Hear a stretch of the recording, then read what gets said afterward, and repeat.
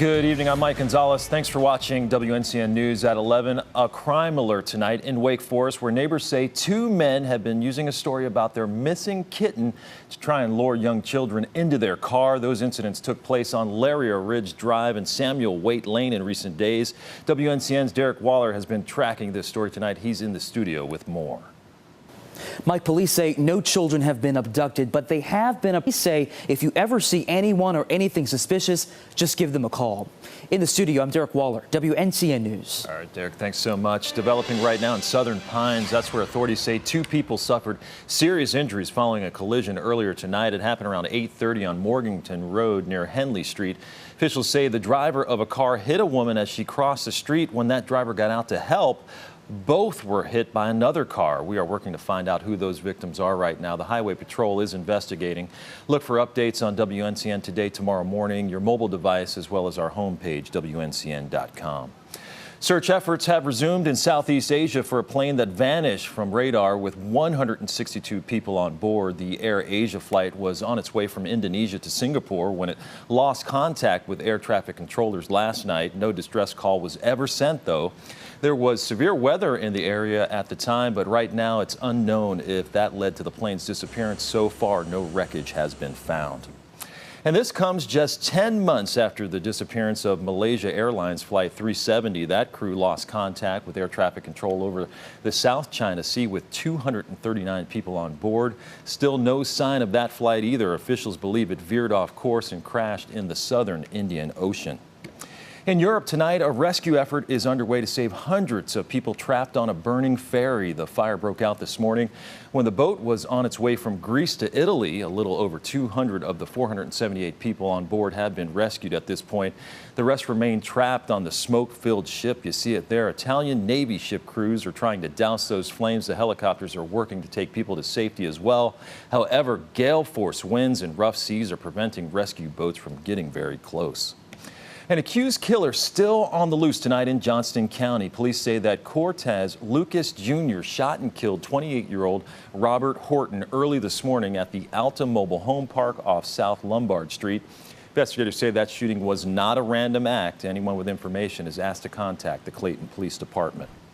Man accused of shooting two people this morning in downtown Fayetteville has turned himself into police. 33-year-old Marcel Williams is charged with attempted murder, and police say he shot 53-year-old Bernadette Suit, as well as 43-year-old Aaron Council around 4 this morning on Link Street.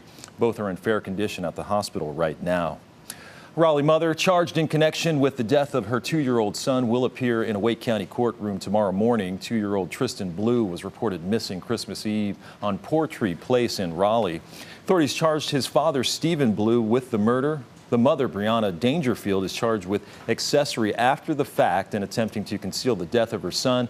That's in addition to a charge of misdemeanor child abuse. On Friday, police found human remains at Beaver Dam Lake in Wake County. They have been taken to the chief medical examiner's office for a positive ID. WNCN digging deeper into child abuse cases in our area. According to the group PreventChildAbuseNC.org, between July of 2012 and June of 2013, authorities investigated over 8,200 cases of abuse and neglect in Wake County. That was 600 more than the previous year. In Durham, authorities investigated 3,060 abuse cases over that same time span, and that's down from 3,200 from the previous year. We spoke with a child safety advocate today who says it's important to pay attention to the big picture. There are many children that are at risk that are not being recognized.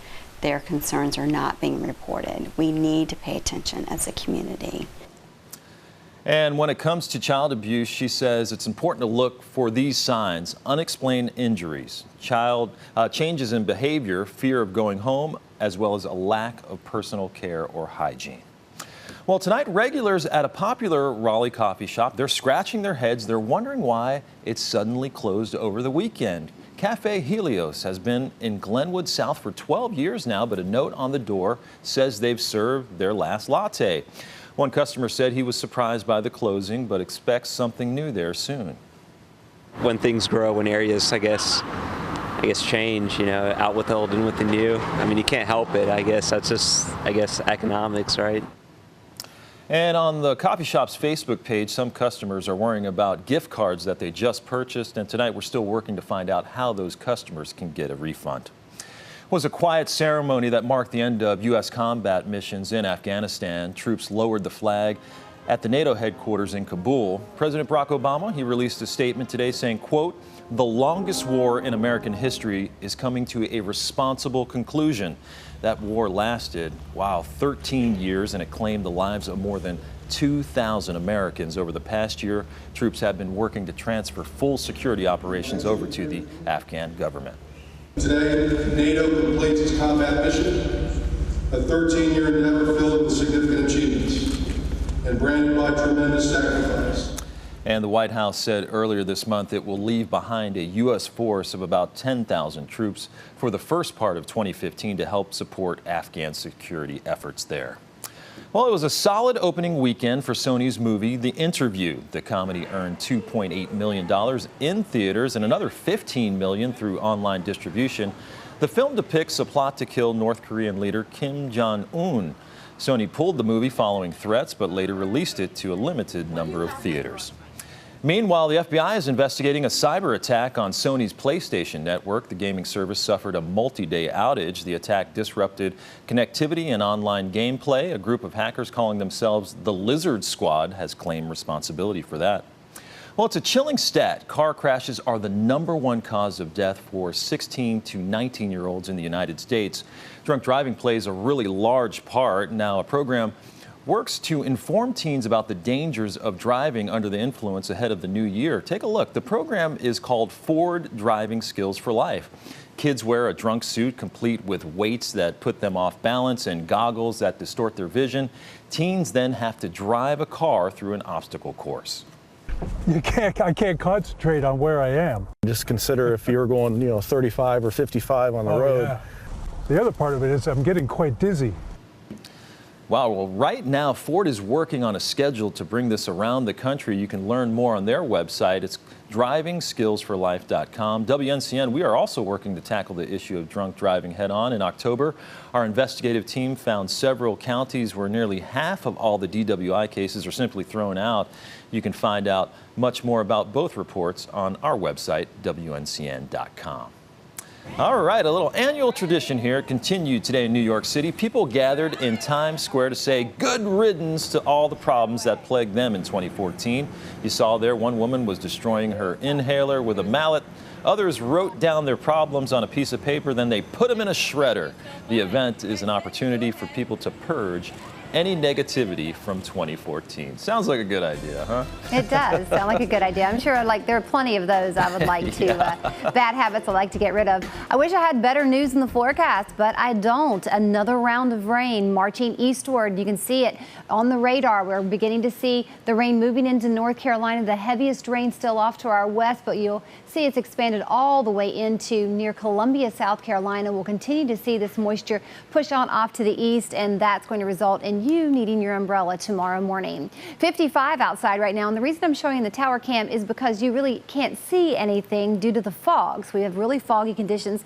Visibility is low, so do keep that in mind if you're going to be out and about tonight. Temperatures on the mild side, almost everyone in the 50s, even 160 degree in Clinton. We'll see temperatures only drop a little from there overnight tonight. Starting tomorrow morning off, you will need that umbrella. Temperatures starting in the 50s. We will see a high tomorrow of about 52 degrees, 47 and rainy as you head home. The bulk of the rain on its way. We've got cloudy skies here for right now, but you can see as we put this forecast map into motion that we've got a lot of rain to wake up to and drive through tomorrow morning, so you will need to keep all of the rain gear handy.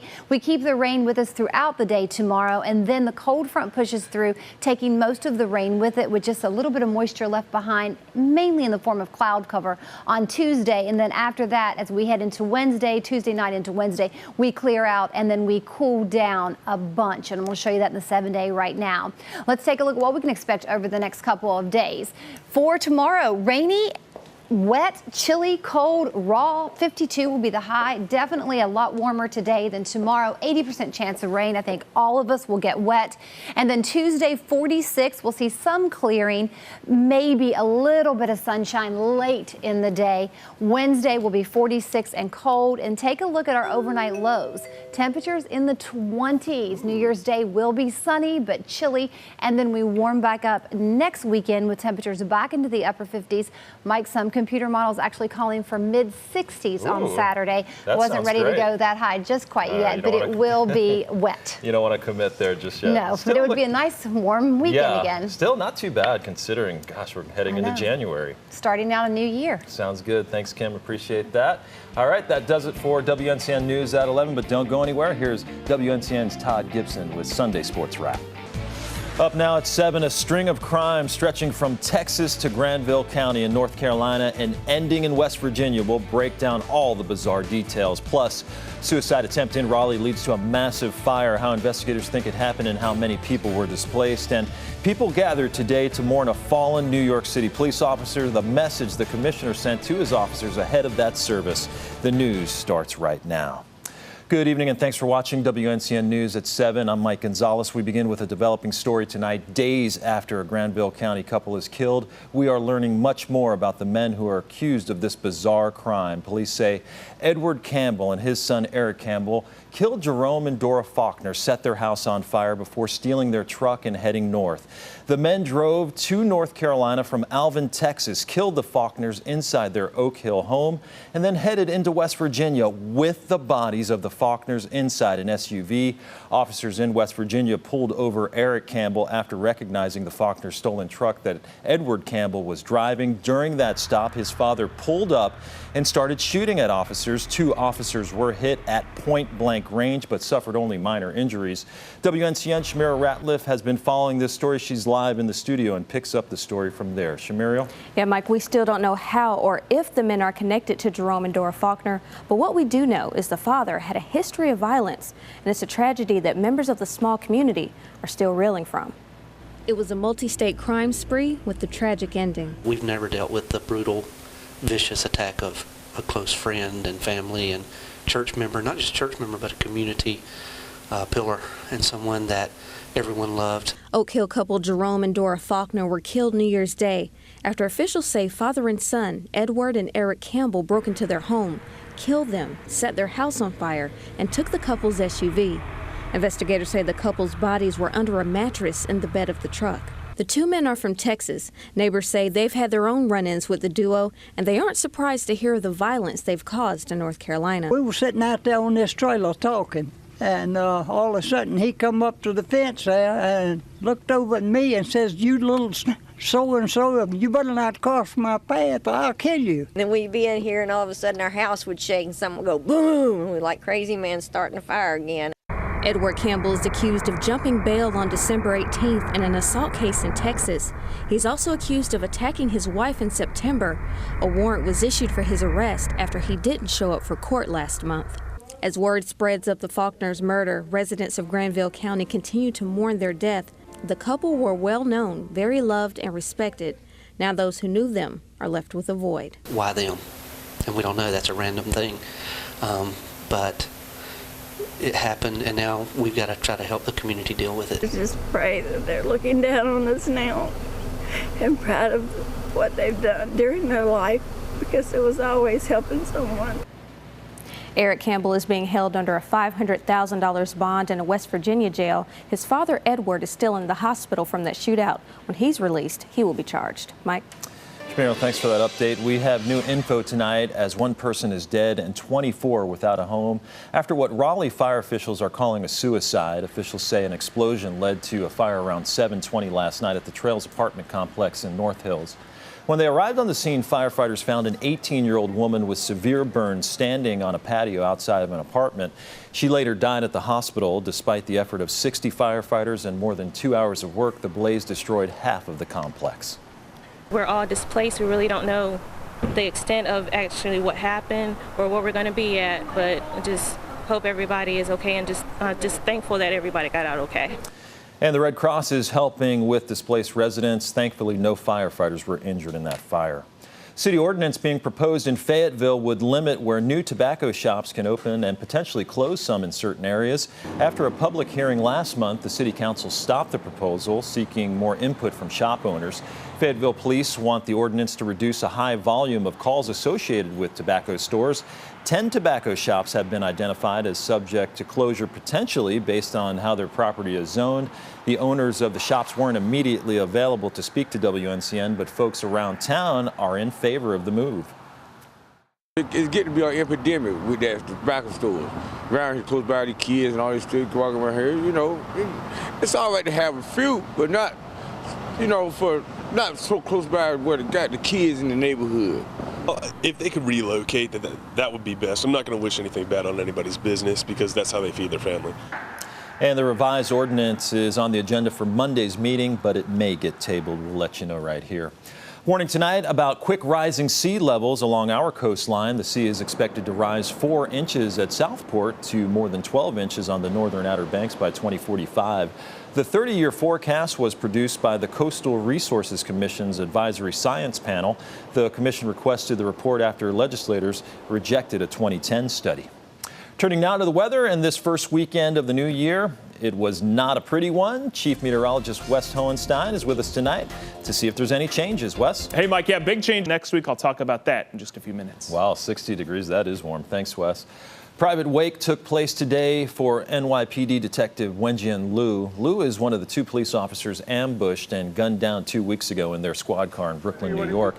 His partner, Rafael Ramos, was laid to rest last weekend.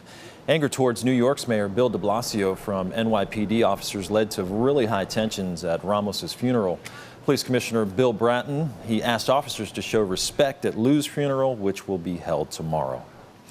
U.S. Embassy in Indonesia is on high alert today, issuing a warning for its citizens in the country's second biggest city. According to a statement on its website, the embassy was made aware of a potential threat against U.S. associated hotels and banks in the city of Surabaya.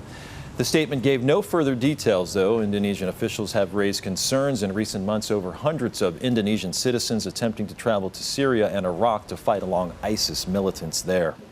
Monday, lawmakers returned to Washington, D.C. Let's take a live look at the Capitol, where members of the House and Senate will get to work on Tuesday after an end-of-the-year recess.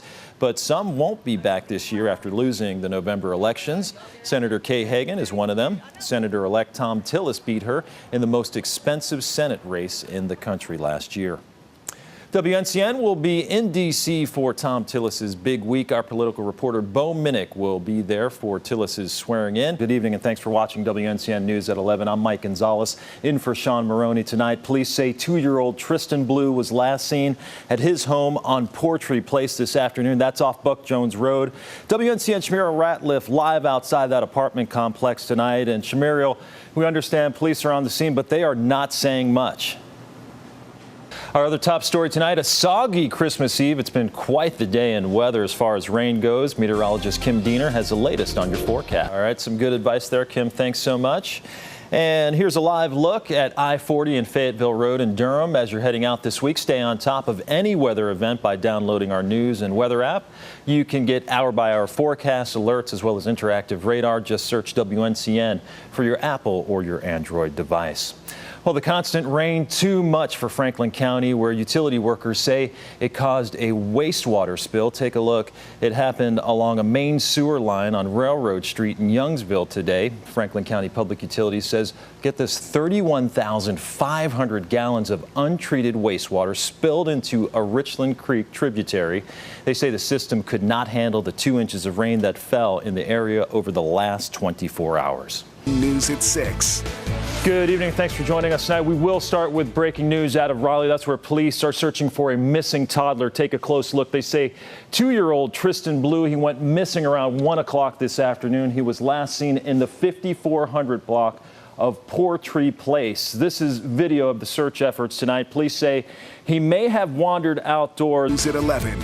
Good evening and thanks for watching WNCN News at 11. I'm Mike Gonzalez. We do have breaking news just into the WNCN newsroom. My producer literally just gave this information to me moments ago. An Air Asia Airbus 320 has gone missing over the ocean We don't know much information at this point other than 162 passengers are on board. It was supposed to arrive in Singapore coming from Indonesia around 6:15 tonight, but it has not arrived. It's not on radar, so at this point they simply don't know where it is. We'll certainly keep you updated on this broadcast and WNCN.com.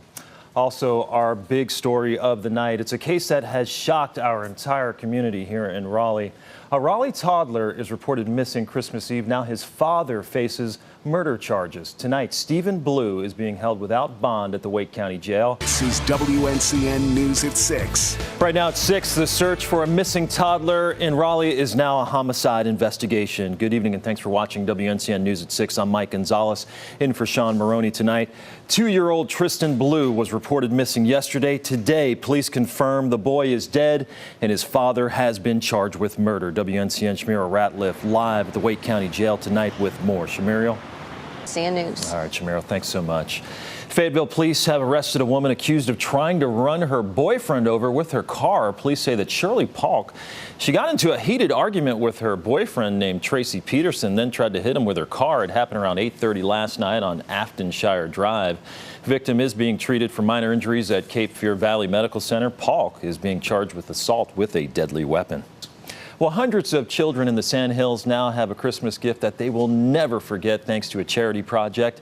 This morning, a man known as the Moore County Bike Man continued his annual tradition of giving away bicycles to children in need. WNCN's Brandon Herring has a look. Thanks for watching WNCN tonight. We hope you're having a great Christmas. Coming up, an act of kindness that is going viral. Welcome back to WNCN News at 6. I'm Mike Gonzalez. This is a great story. A high school student's act of kindness is going viral. It's a story about a pair of Air Jordan sneakers and one North Carolina teen's amazing gesture. Carrie Charles reports. 40s. That looks pretty good. This is why I wanted to move back to Raleigh, the weather. Yeah, it's not bad. It's pretty good. Thanks, Bill. Appreciate that. Well, we asked you to send some pictures to us, and we got a bunch of them.